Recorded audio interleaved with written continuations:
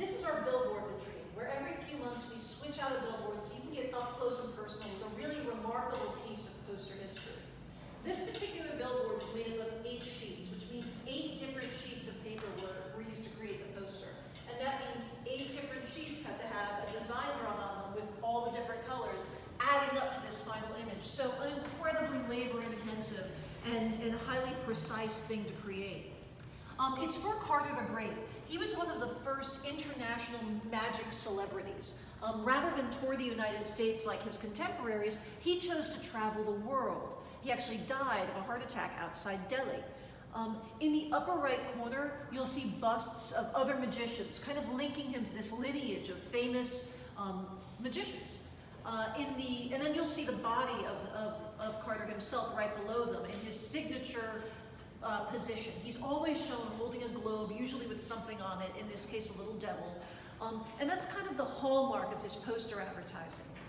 In the lower middle section of the poster, you'll see references to all the tricks he performed, from simple things like the rabbit out of the hat to like a floating fishbowl.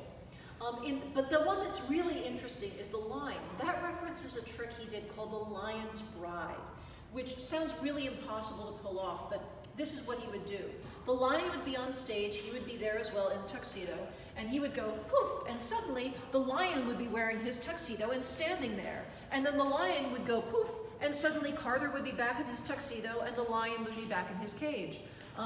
Do not know how he pulled that off, but that's what the trick was. The other really cool thing that this poster references is in the upper left, you'll see a nod to the Egyptian pyramids and other ancient ruins. And at this time, King Tut's tomb had just been discovered in 1922.